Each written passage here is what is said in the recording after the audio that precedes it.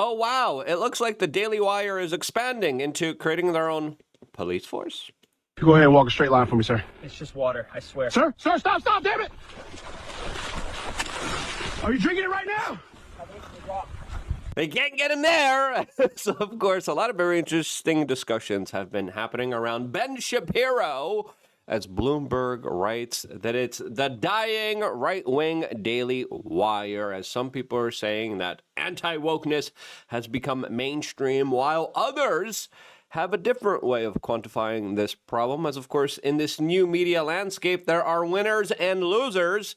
And it definitely doesn't look too good for Ben Shapiro and the Daily Wire, especially after the latest critiques came from Steven Crowder and Nick Fuentes that actually sat down and did an interview, as the Daily Wire is literally at some kind of Reuters event complaining and moaning about algorithms being the problem, as, of course, he was on top of the algorithms for a very long time. It looks like he no longer is, as there's a big transition happening culturally within alternative media that I think is absolutely worth talking about. If you agree, subscribe to this new channel, as I think these type of deep down the rabbit hole conversations, especially when it comes to the culture, especially when it comes to everything now happening in this new media that is ever evolving and changing, we definitely appreciate all the time that you spend with us, so subscribe. Now, Bloomberg released this article July 30th of this year, as clearly there is a big shift. There's a transition, whether it's AI or political fatigue. It definitely does seem like views are down overall for everyone, including us. I did the numbers. November usually is a big month for us. I actually lost money in November doing all my accounting and numbers. And I'm paying to work here endlessly and tirelessly. Yes, I did. Now, it's not just us facing this type of fatigue. It's also other organizations. That Bloomberg, the corporate media, quantifies this problem, saying that it's, quote, harder for the conservative media company to provoke now that its anti-woke message has become mainstream. I think the problem's a little bit more different. As Fortune now talks about inside the economics of Candace Owens' media empire and the Macron lawsuit threatening to unravel it. Clearly, Candace is doing better than ever, as a lot of people are saying, well, Ben Shapiro is kind of expressing the same opinions as the corporate press. If you look at a lot of the takes, a lot of his kind of stances, very early on, there's a lot to critique, especially with him becoming an anti-Trumper, him calling you a fool, telling you to trust the science during the COOF years and to take, you know what. Now, Ben Shapiro is hyper-focusing on controlling the Overton window, making sure that algorithms don't allow people to speak too much, in my own personal opinion, and is trying to dictate what is acceptable, not acceptable speech. And anytime anyone does that, they're met with a lot of people on the internet being like, hell no, I'm going to discuss these controversial issues even more now, especially if you don't want me to do that. And that's what's really fascinating. That's what's really interesting about this kind of internet landscape, as people are saying his viewership is cratering. Well, all of our viewership is cratering, except for Candace's, which is growing. Other than that, everyone's views and money is down. Some people say AI, some people say political fatigue. People are saying the last 30 days are the worst he had. It's for a lot of media outlets that are dealing with this as well here. Now, I would say the problem is a little bit more exacerbated for Ben Shapiro, who is choosing to do interviews with Don Lemon and David Pakman, and then ghosting people like Steven Crowder, while also going off to companies like Valuetainment and saying, yeah, I'll do your interview. And then when they interview Nick Fuentes, they're like, okay, yeah, I'm boycotting you. They're not talking to you, which is very kind of petty behavior, as this is the type of policing that a lot of people are just allergic to. As Steven Crowder and Nick Fuentes had this to say about the current Ben Shapiro type of situation. It's like I told Ben Shapiro in 2016, 2017, I don't think we should be giving any money to Israel. Now, unlike you, I support them over Hamas morally, but I think we should stop funding all sides of the war in the Middle East. And hopefully you find that a reasonable position, whether you agree with it or not. I don't think that's extreme. The pro-Israeli faction doesn't find that reasonable. And they're like, how dare you? You must be supported by Qatar. if they're supported by their own country. And again, we did a video yesterday about how much money's in this whole entire space and how many foreign countries and special interest groups are just coming in and they're like buying people up. We haven't been bought. We directly rely on your support. Thank you for supporting us. If you don't support us, we'll die out. Extreme, and Ben didn't seem all too bothered by it. But I also invited him to be on the show, and he was going to, and he disappeared. But I just saw him on with Don Lemon and David Pakman. So why did he disappear? Probably because Steven Crowder platformed Nick Fuentes. And this is the kind of thing. There's also, it's not just Ben Shapiro, there's other personalities that are literally calling people up and being like, yeah, this person doesn't agree with giving full and total, unabated, unaccountable aid to my foreign country. You should get rid of them. You should fire them. And I know multiple of these conversations that happen privately behind the scenes that no one really knows about. And there is a lot of pressure. Sometimes it's regarding me. Sometimes it's regarding my friends of like, oh, no, they said something. You can't platform them. You shouldn't allow them to speak. You shouldn't interview them. If you don't, I might not be your friend if you do that. And I'm like, wow. And I find out from these people that they're getting this pressure behind the scenes. And it's like, really? Wow. Anyway, before playing the rest of this clip, your support needed now more than ever. That's why you should check out wearechange.shop. We made holiday gift shopping easy for you. If you have a woman in your life, you get her the For Her gift bundle. It comes in a pink box, pink glitter paper inside of there. You take off the shipping label. There's another label on the other side saying to and from. Literally, you order it from us. You get it in the mail. Once you get it in the mail, you just lay it underneath the Christmas tree after you put down your name and the person you're giving it to. That's how easy we made it with the For Her bundle. We also have the For Him bundle with a very fun hat, magnesium glycinate, fish oils, ashwagandha. Really great for the males out there. And you save a bunch of money by getting and bundling and just in the mail one, it's not in a pink box. It's in a black box with regular paper. That's what we do here. We try to make it just easy for you because I'm trying to make it easy for me. If you really want the ultimate gag gift, keep scrolling down and we have some signs and hats that are pretty funny that are just kind of like fundraiser items. We have a few of them left. We decided to mark them up. They're pretty funny.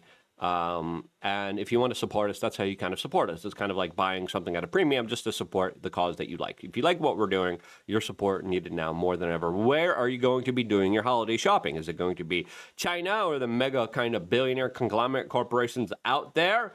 And people are just going to buy something, throw it out? Or are you going to give them possibly the gift of health and personal well-being and wellness? That's the difference with a caring person and a person who's just like, I just want to get this over with. So we made it easy for you. Check out wearechange.shop. Let's get back to this video and this clip of Crowder and Nick. So I guess they're not so abhorrent. That's interesting. So he agreed to come on, but then he canceled? Yeah, it was just sort of informal, by text. And then I just haven't heard back from him. He's been on the show many times. So I'll give you credit, Nick. Candace, Tucker, Ben, Mark, everyone invited on. You're the only one with the balls to show up. I have to give you kudos for that. Yeah, no, and I appreciate, even though you didn't call me out, I saw the clip. Well, I was like, where's my I knew you would call-out? show up. You're like the candy. You're like the candy man. I say your name 3 times in the camera, you'll show up. No, but we did reach out. I said we didn't want to because we didn't want it to be a conflict. We had already communicated, or my producer had, and I didn't want to call you out as though you were ducking. Those other people have been ducking. Oh, yeah, totally fine. No, and I'm here, and I appreciate the opportunity to speak with you. And the two got into it, and Crowder asked him, "Hey, do you not like this? Do you like this?" And it was a pretty eye-opening kind of conversation, which some people would say is kind of the opposite of what the Daily Wire really likes. As the Daily Wire, Ben Shapiro with Pakman are talking about how algorithms are destroying America, and that people who spend time on X are less informed. As of course, why is this happening? Well, Ben represents the kind of old guard. And the old guard is being replaced. And his thoughts and beliefs are very similar to the corporate media. The corporate media is the dinosaur media, the prostitute media, the horse trade media. That is losing relevancy. That is losing credibility. That is losing any kind of legitimacy. And now, regular people who are more engaging, who are more thoughtful, who are more willing to change things up, to question things that are the holy grail of not being able to be questioned, specifically when it comes to some countries in the Middle East that you cannot talk about in a critical way at all. People hate being finger wagged. People hate being told what they can and cannot do. And I would say, yes, there are some negative consequences of social media. Obviously, that's pretty true, right? But when it comes to the alternative of everyone literally just believing everything CNN says, which was kind of the reality we were living in just a couple years ago, I think this is way better. And I think overall, human thought, critical thinking has kind of evolved and expanded. And I totally disagree with Ben Shapiro and his assessment here. The algorithms are destroying America. This is my informed view. Sounds like it should go. Yeah, I mean, there we go. Don, look at us come together as soon as so the reason Don's like, yes, I don't have a job at CNN anymore. Oh man, and like David Pakman and Don Lemon are like, yes. Say this is because the TikTok and X algorithms in particular program for virality. Yes. And so they are programming for what is the strongest response, the strongest emotional. And emotion and urge of humanity. And yeah, a lot of people kind of bastardize it and use it.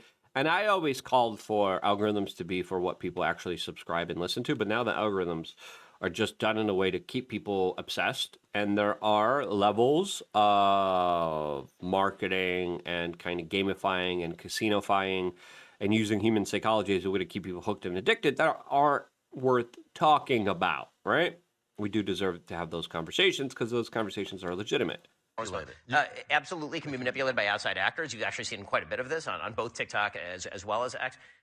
But only in the direction that he doesn't like it when it comes to criticism of his Holy Grail, as of course the Holy Grail criticizes and does the same forms of manipulation that he's accusing other people of doing. But when they do it, it's okay.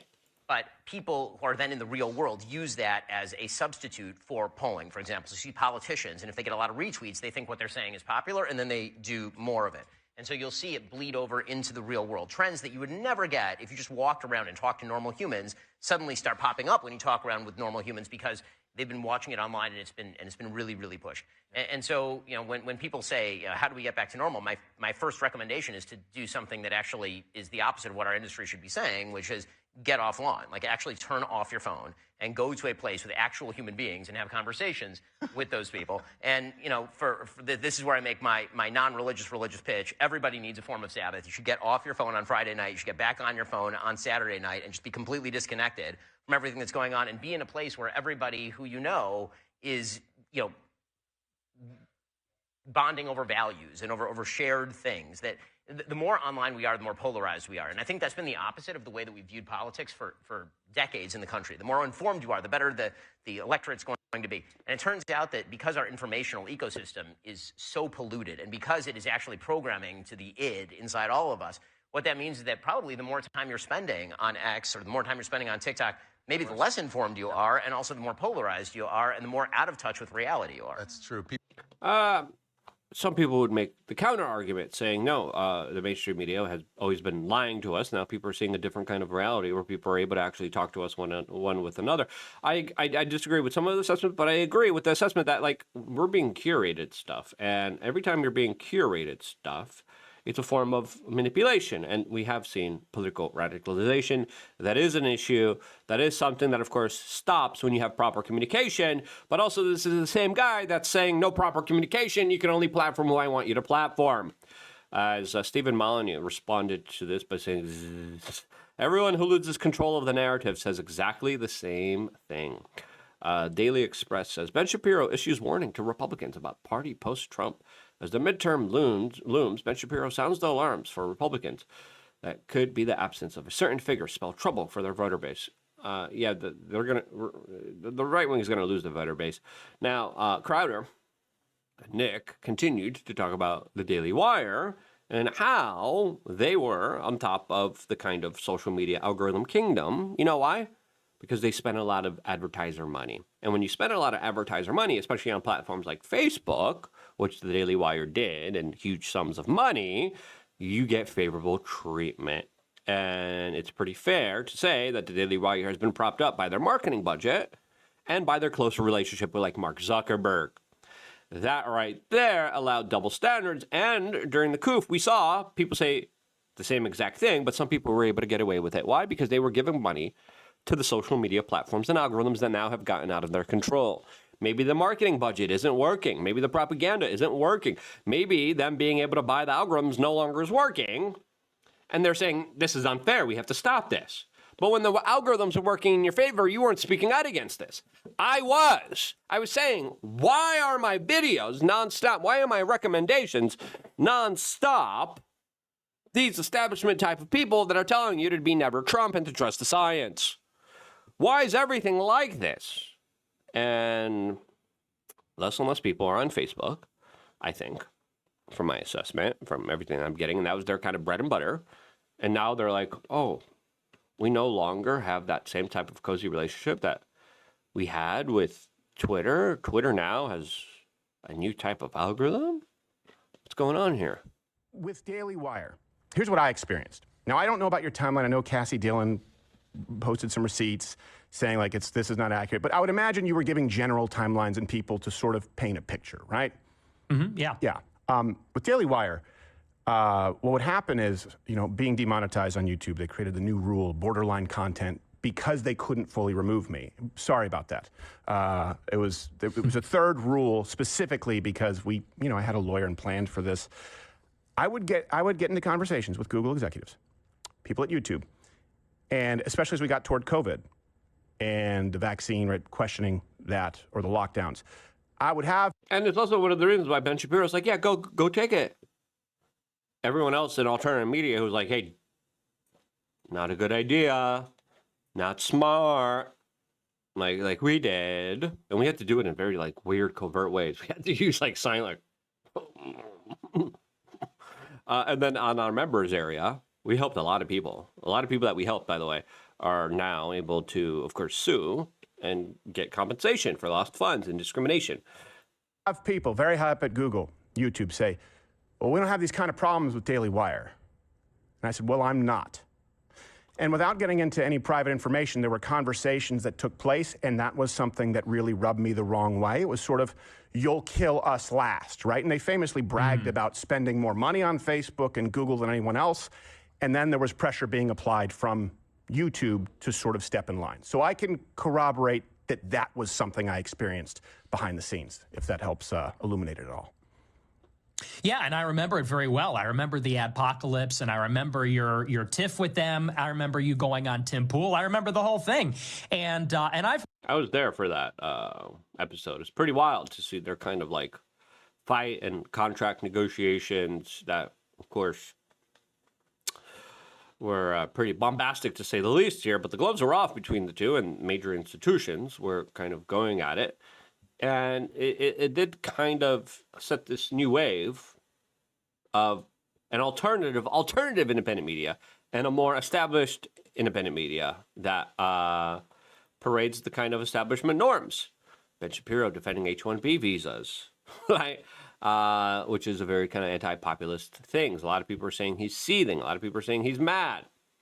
It's pretty clear the media landscape is changing. Maybe I'm too old to even be on top of it myself. But I think this conversation definitely deserves more of a nuanced take, because it's not just Ben Shapiro that's not doing good. A lot of us are not doing good. I've heard that. Even I'm not connected, I'm not tapped in at all. I was radioactive for so long, but even I had heard rumors that they had made deals with Google behind the scenes or Facebook, and it's well known they were like the number 2 advertiser on Facebook, like number 2 overall, right? Not like among conservatives, period, for many years. And that money buys you a lot of influence and buys you a lot of leeway, where you have a representative that says, yeah, we told people that lockdowns weren't good. You could say that. You gave us money. I said it. It's like, uh-oh, you're in trouble. So, even notwithstanding the Israel stuff, nobody knows the fact that they were kind of the beneficiaries of a monopoly, in the sense that like all their competition got banned. Anybody that was dissident, anybody that was controversial, basically was no platformed, not deplatformed, no platformed. Yeah. And I think you got caught up in that as well. I remember it pretty well. Well, their contracts require it. And by the way, I was never the one to release. Just to be clear, there are some people there who I'm friends with. Jeremy Boring was never one of them. The contracts necessitated it, right? Where they would penalize their own creators. I believe it was 25% for the first YouTube suspension, 15% more, another 50. If you read the contract, 15% for Facebook suspension. And so my issue wasn't the money. My issue was like, well, first off, this would be 110% penalties for me because I'm literally suspended from all these places right now. But this is de facto doing the bidding of big tech. And that's the reason for it. I didn't like being put in that position, but yeah, so And there were winners, then there were losers. Now, there's different winners than losers because of algorithm changes, temperature changes, cultural, political changes, and they're pissed off. Will they be able to be back as the number one type of institution? I don't think so. I think the alternative independent media definitely is going to take it home. If you agree, share this video. Thank you so much for watching this new channel. It means a lot to me. Thank you so much for checking out wearechange.shop. I hope to make your lives easier through the bundles that we got that are just easy, convenient. Creatine comes back next week. It's going to be great. I love the product. I'm taking some today. I'm going to do some boxing training right now. I might post a short about that on here. And I wouldn't be here if it wasn't for you guys supporting and being here. I'm part of this independent media outlet, and this is why I love you guys.